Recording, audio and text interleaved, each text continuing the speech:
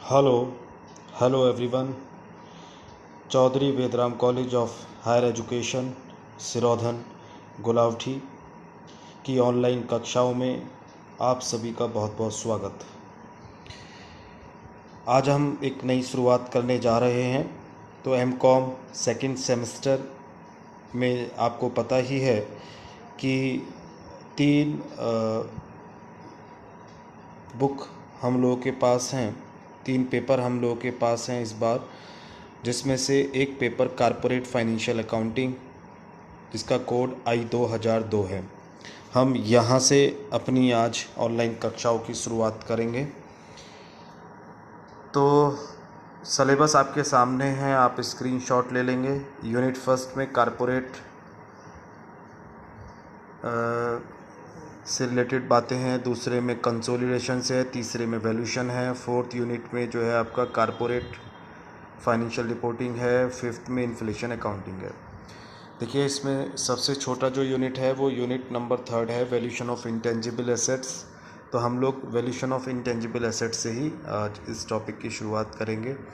जो क्वेश्चंस हम लोग आपको कराएंगे, इस क्वेश्चंस की हेल्प से ही आप लोग इंटरनल एग्ज़ाम के जो आंसर हैं वो भी दे पाएंगे, और जो आपके एनुअली एग्ज़ाम होंगे उसमें भी, एनुअली का मतलब जो सेमेस्टर की यूनिवर्सिटी एग्ज़ाम लेगी एक्सटर्नल, वो भी आप लोग दे पाएंगे।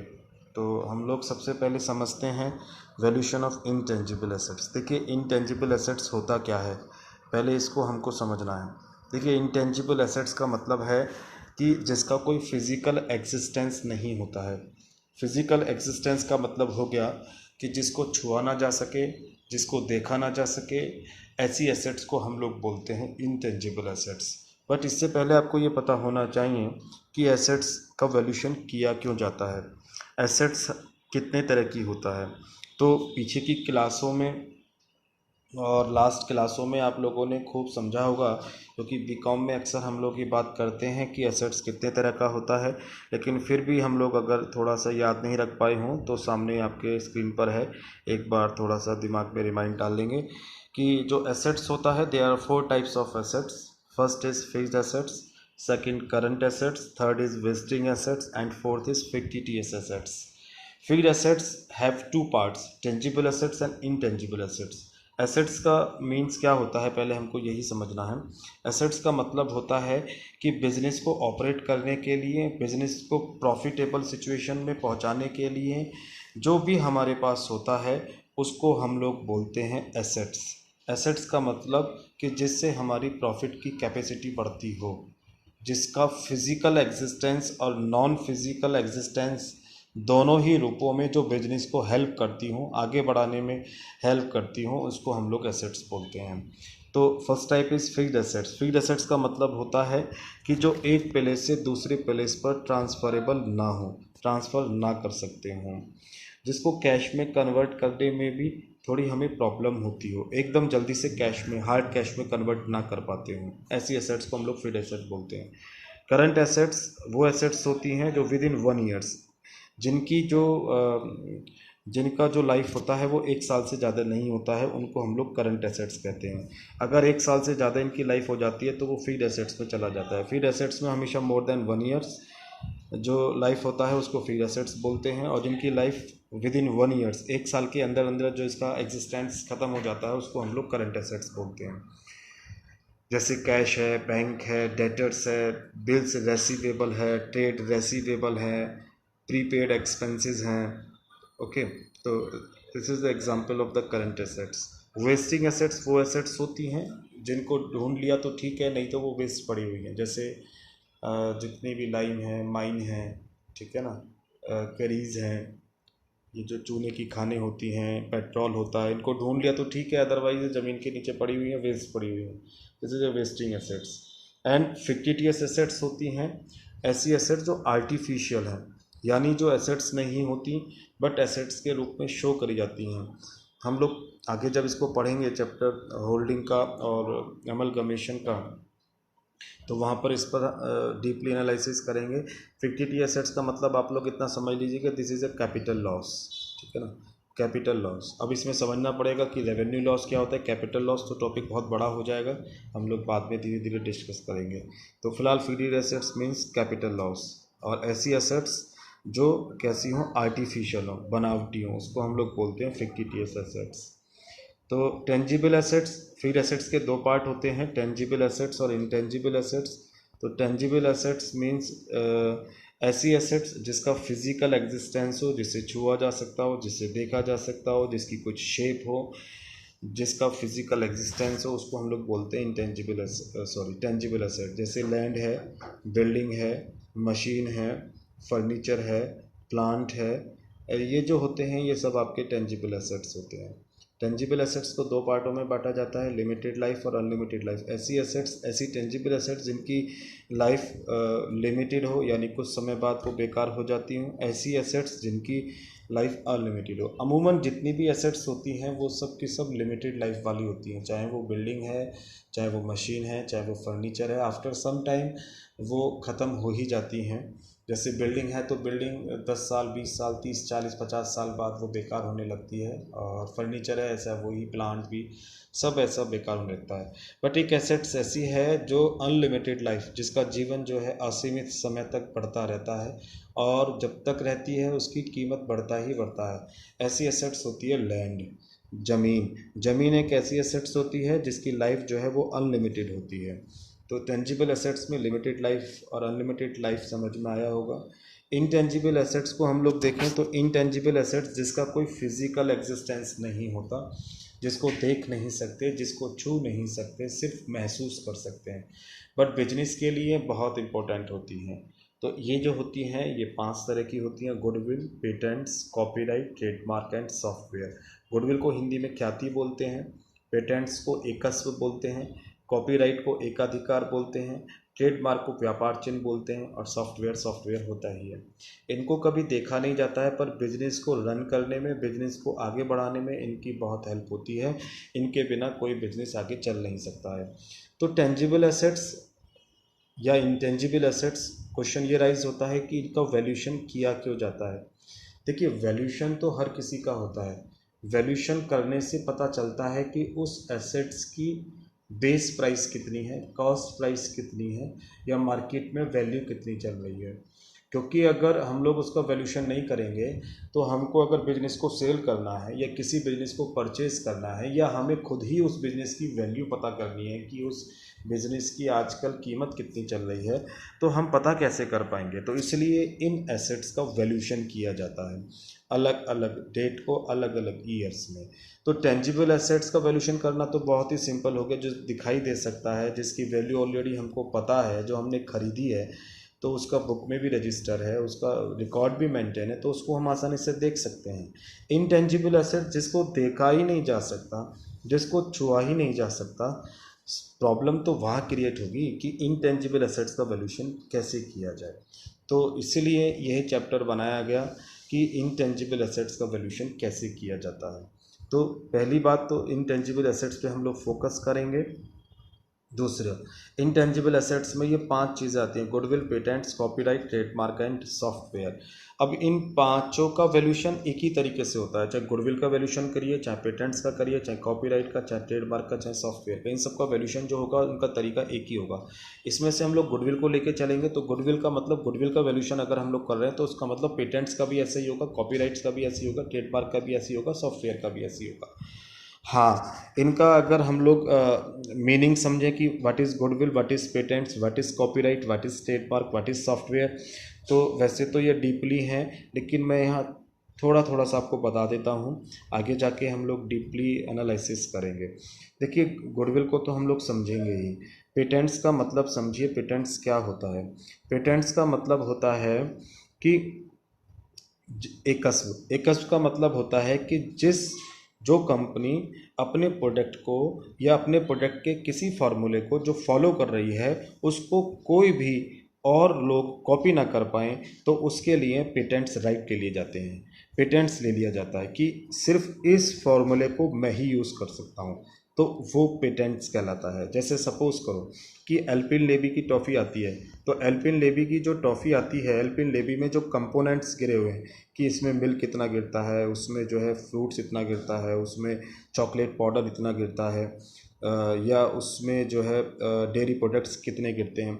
तो वो जो कंपोनेंट्स है, कंपोनेंट्स का जो भी क्वांटिटी है और कंपोनेंट्स जितने भी हैं उन सबको कोई कॉपी ना करे तो उसके लिए पेटेंट्स ले लिया जाता है।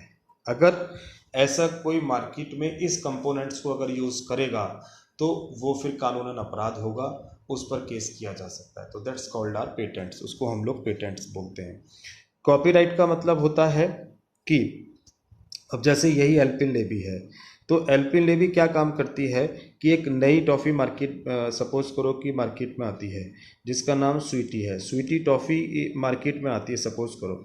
अब स्वीटी टॉफ़ी क्या काम, मार्केट में खूब अच्छी प्रोडक्ट बनाती है लेकिन बिक नहीं पाती है, तो उन्होंने क्या काम करा, एल्पिन लेबी वालों से कांटेक्ट किया कि बोले अपना जो फार्मूला आप लोग बनाते हैं वो हमें दे दीजिए।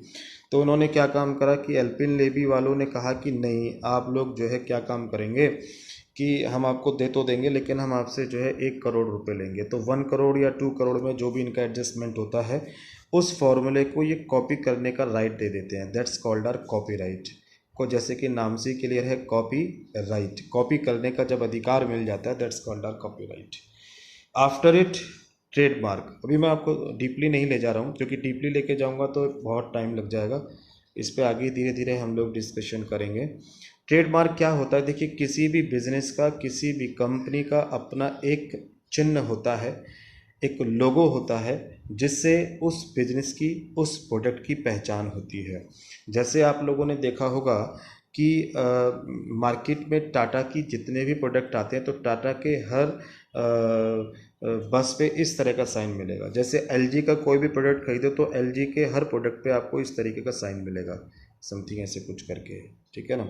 जैसे अशोक लीलैंड की कोई भी गाड़ी खरीदे तो अशोक लीलैंड की गाड़ी पे आपको इस तरीके से ए लिखा मिलेगा। तो जैसे आप जो है पटाखे छोड़ते हैं दिवाली पे, तो पटाखे जब बढ़िया आप लाने होते हैं तो आप लोग कहते हैं कि जी मुर्गा छाप पटाखे ही लाने हैं। तो हमें कैसे पता चलता है कि मुर्गा छाप पटाखे हैं, तो उसके ऊपर मुर्गा छपा रहता है, ठीक है ना। तो मुर्गा जो छपा हुआ है तो हम उस, वो जो मुर्गा है दैट्स ट्रेडमार्क, उस मुर्गे से ही उस कंपनी की पहचान है। तो मार्केट में अब मुर्गा नाम से कोई और कंपनी छाप नहीं सकती है, टाटा नाम से कोई और यूज़ नहीं कर सकता इस टाटा लोगों को, अशोक लीलैंड का कोई यूज़ नहीं कर सकता। अगर यूज़ करेगा तो कानूनन अपराध होगा, इलीगल होगा, जिसके ऊपर कानूनी कार्रवाई की जा सकती है। तो ट्रेडमार्क का मतलब समझ में आ गया कि जो ये साइन होते हैं, ये होते हैं, इससे कंपनी की रेपुटेशन बढ़ती है, वैल्यू बढ़ती है। तो this is a trademark. Software होते ही हैं, आप जानते ही हैं कि जो भी कंप्यूटर ऑपरेट करते हैं जिसके थ्रू काम होता है दैट्स कॉल्ड आर सॉफ्टवेयर, को हम लोग सॉफ्टवेयर। तो ये दो तरह की इन्होंने इंटेंजिबल एसेट्स को बांटा है, लिमिटेड लाइफ और अनलिमिटेड लाइफ। एक्चुअली में पेटेंट्स, कॉपीराइट और सॉफ्टवेयर जो होते हैं ये लिमिटेड पीरियड के लिए होते हैं। पेटेंट से कुछ समय के लिए अधिकार दिया जाता है, कॉपीराइट भी कितने समय का, 1 साल 2 साल 3 साल कॉपी करने का राइट दिया जा सकता है। सॉफ्टवेयर आफ्टर सम पीरियड वो जो है ओल्ड हो जाते हैं या एक्सपायर हो जाते हैं, तो इनकी जो लाइफ होती है लिमिटेड होती है, इसलिए पेटेंट्स, कॉपीराइट, सॉफ्टवेयर। ट्रेडमार्क, जो कंपनी ने जो एक ट्रेडमार्क बना लिया बस वही रहता है। जैसे टाटा का 1927 से टाटा कंपनी चलती आ रही है, तो 1927 से टाटा का ट्रेडमार्क यही है, ठीक है ना। तो इसमें ट्रेडमार्क चेंज नहीं होता कभी, अनलिमिटेड लाइफ, जब तक कंपनी है जब तक यही रहे। गुडविल है, गुडविल का मतलब होता है फेम, फेम का मतलब होता है कि किसी भी तरीके से उस कंपनी की पहचान बनना, उसको हम लोग गुडविल कहते हैं। और देखिए गुडविल अच्छी भी हो सकती है, बुरी भी हो सकती है, यानी गुडविल नेगेटिव भी हो सकती है, पॉजिटिव हो सकती है।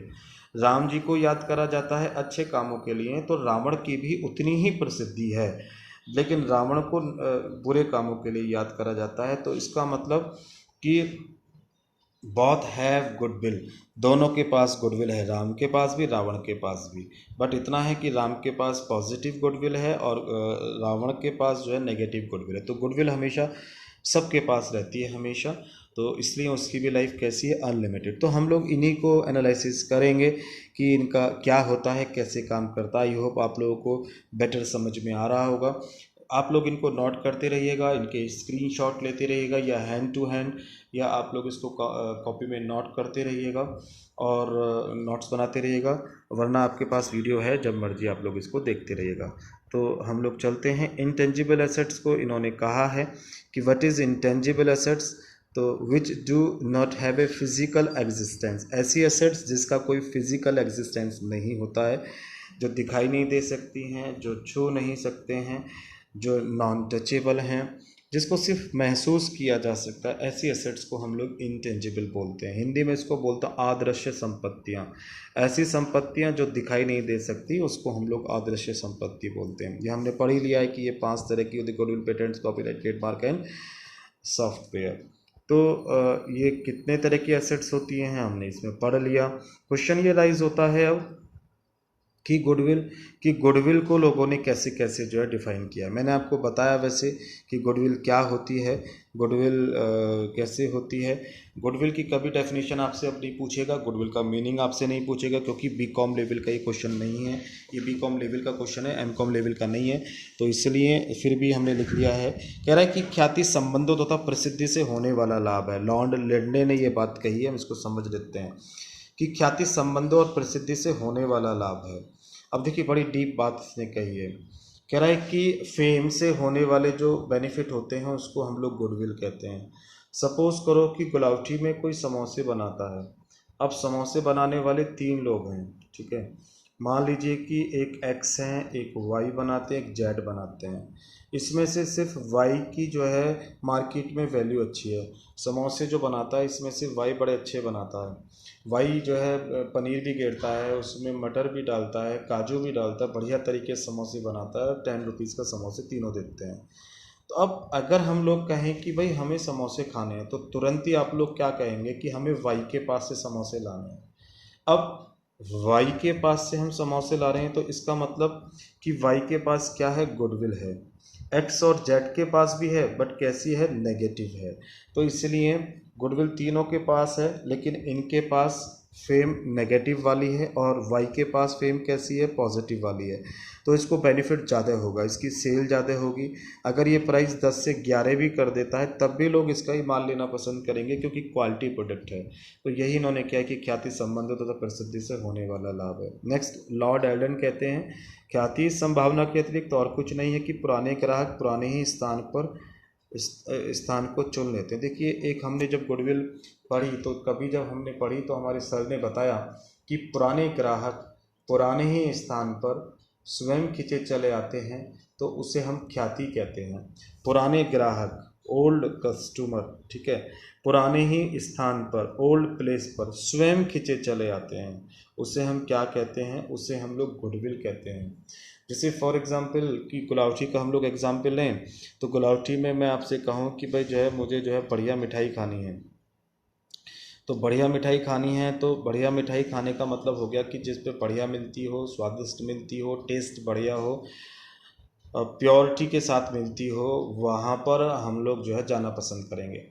और हम लोग सपोज़ करो कि कंसल स्वीट्स वाले के यहाँ खाते हैं, देसी की मिठाई बनाता है, तो हम ऑटोमेटिकली वहीं हमारे कदम जाएंगे, वहीं पर हम लोग अपने आप चले जाएंगे और हमारे दिमाग में भी वही दुकान आएगी और हम उससे ले आएंगे। तो इसका मतलब क्या हुआ कि इसका संभावना के अतिरिक्त कुछ नहीं है कि अपने आप ही लोग वहीं चले जाते हैं, ठीक है ना। और भी बहुत सारे और भी क्वालिटी प्रोडक्ट बनाते हैं, बट वो पुरानी हो चुकी, लगातार क्वालिटी मेंटेन करिए, तो इसलिए हम लोग इसको क्या कहते हैं, गुडविल। इस तरीके से ख्याति एक फर्म के आशातीत अधिलाभों का वर्तमान मूल्य। देखिए बड़ी अच्छी बात कही है उसने, आशातीत अधिलाभ, इसको बोलते हैं डिजायर्ड सुपर प्रॉफिट।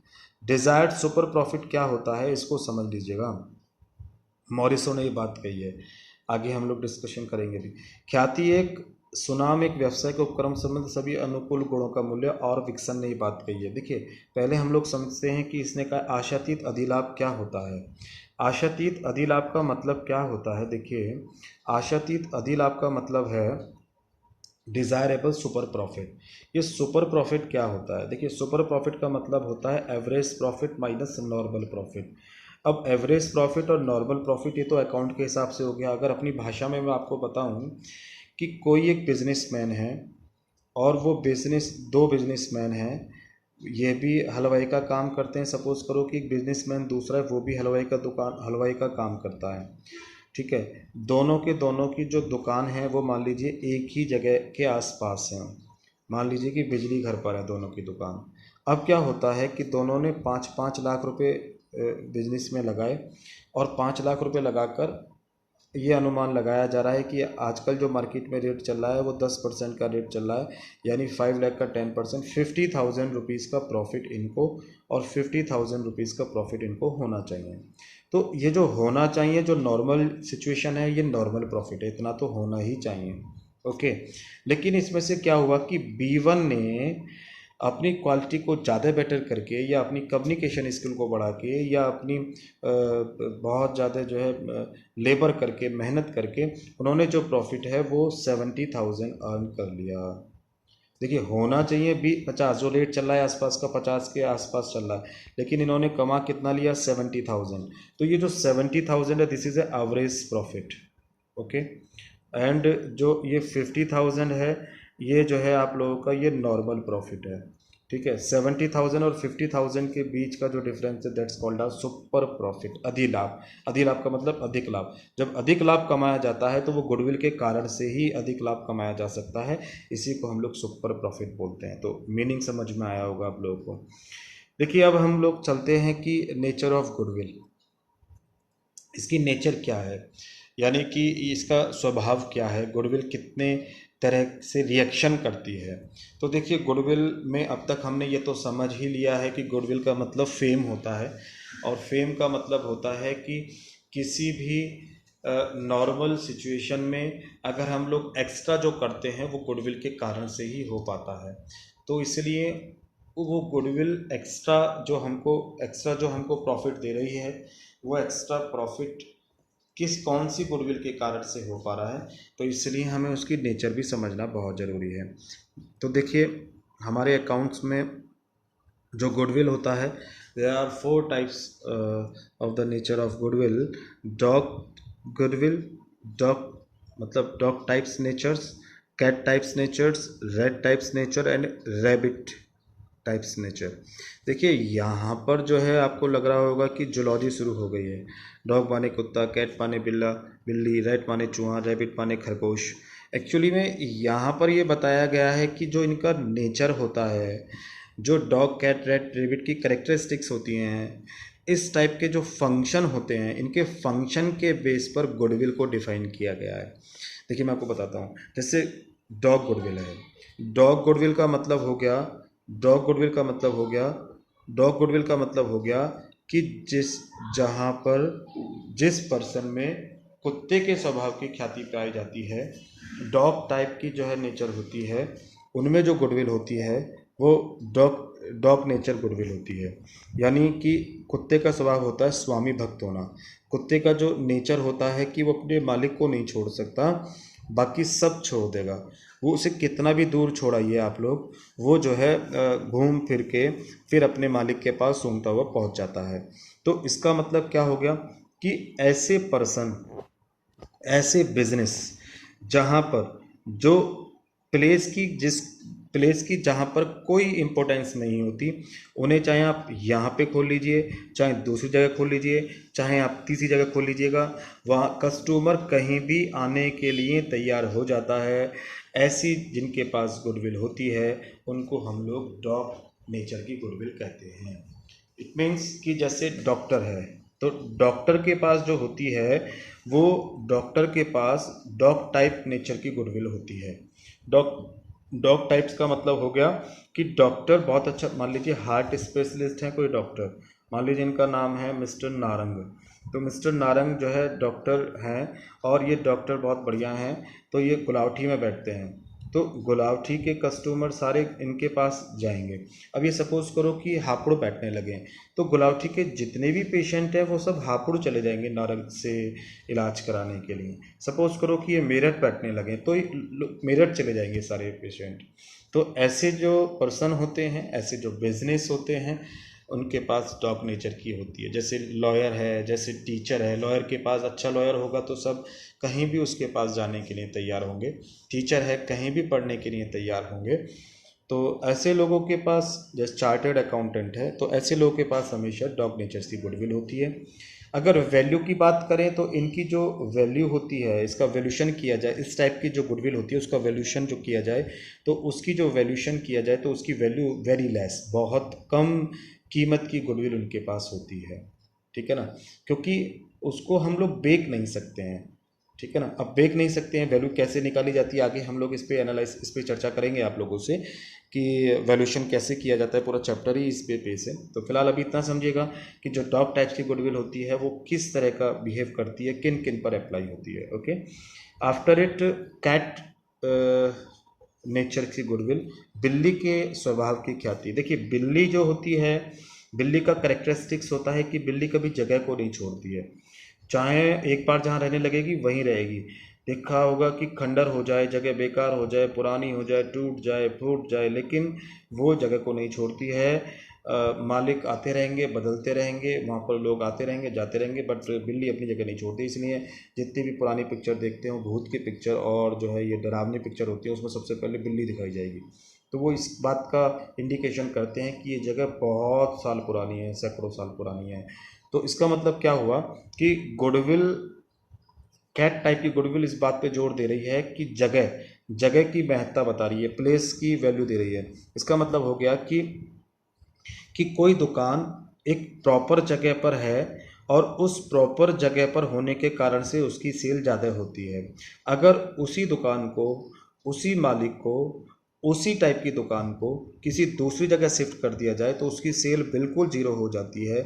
इसका मतलब कि यह जो गुडविल है ये कैट नेचर टाइप की गुडविल है, क्योंकि इसमें जो है जगह की इम्पोर्टेंस दी जा रही है। जैसे हम लोग बात करें हापुड़ में, तो हापुड़ में तहसील के आसपास जो भी दुकानें होंगी, हापुड़ में तहसील के आसपास जो भी दुकानें होंगी, वो सबकी सब दुकानें जो होंगी उस पे उनकी वैल्यू हमेशा ज़्यादा होगी, क्योंकि तहसील पे हर टाइप का कस्टमर आएगा। पूरे हापुड़ का कस्टमर वहीं से निकलता है। जितने भी गांव पड़ते हैं, ये बुलंदशहर रोड वाले गांव हैं, इधर पिलखवा रोड वाले गांव हैं, इधर गढ़ रोड वाले गांव, इधर मेरठ रोड वाले गांव हैं, ये सब गांव जो हैं ये सब यहीं पे तहसील पे आके रुकते हैं और यहाँ से लोग उतरते हैं, वहीं से सामान लेना पसंद करते हैं। तो इसके कारण से वहाँ पे जो दुकान है, इसीलिए तहसील के आसपास की दुकानों के रेट बहुत ज़्यादा हाई फाई हैं। और यहाँ पे कोई भी आदमी आए, यहाँ पे आदमी की वैल्यू नहीं है, यहाँ पर जगह की वैल्यू है। कोई भी पर्सन यहाँ पर आए, कोई भी पर्सन यहाँ दुकान पे बैठे, उसकी दुकान चलनी ही चलनी है। और अगर ये पर्सन कहीं और जाके बैठ जाए, मान लीजिए एसएसबी कॉलेज के आसपास जाके बैठ जाए या कहीं और जाके दूर जाके बैठ जाए, तो फिर वो दुकान, उसका काम नहीं चल पाएगा। इसका मतलब जगह की वैल्यू है, जगह की कीमत के कारण से ही वहाँ पर जो है गुडविल जो है क्रिएट हो रही है। तो ऐसे जहाँ पर जगह की महत्ता होती है, जगह की वैल्यू होती है, तो इन लोगों के पास कैट नेचर्स की गुडविल होती है। तो कैट नेचर की जो गुडविल होती है उसकी वैल्यू, हाई वैल्यू, उसकी वैल्यू बहुत ज़्यादा होती है। उसकी वैल्यू बहुत ज़्यादा होती है, यूँ ज़्यादा होती है क्योंकि उसको हम वैल्यूड कर सकते हैं। ये दुकान तहसील पर मान लीजिए कि जो है 24/24 की दुकान जो है वो सपोज करो कि 10 लाख की मिल रही है, ठीक है। और यही 24/24 की दुकान एसएसबी कॉलेज पे हम जाके लें तो ये हमको 1 लाख रुपए की मिल जाएगी। तो ये 1 लाख और 10 लाख, ये कितने रुपए का डिफरेंस है? 9 लाख। तो इसकी वैल्यू निकालना बहुत आसान है, इसीलिए इसकी वैल्यू हाई होती है। 9 लाख रुपए को बड़े आसानी से हम लोग ऐसे इंटरप्रेट कर सकते हैं। दैट्स, अभी आगे और वैल्यू कैसे निकालेंगे आगे हम लोग एनालिसिस करेंगे। आगे है रेट गुडविल। रेड गुडविल का मतलब हो गया चूहा। चूहे का मतलब हो गया, चूहे का करेक्टरिस्टिक्स होता है कि जहाँ खाने के लिए मिलता है वहीं चला जाता है। आज इस बिल में है, कल को दूसरे बिल में चला जाएगा, फिर तीसरे बिल में चला जाएगा, यानी जहाँ खाने को मिलेगा वहाँ चला जाएगा। इसका मतलब ऐसे लोग जो जगह जगह फिरते हों, जिनका खुद की आइडेंटिफिकेशन ना हो, ना जगह का आइडेंटिफिकेशन हो, ऐसे लोगों के पास रेट नेचर गुडविल होती है।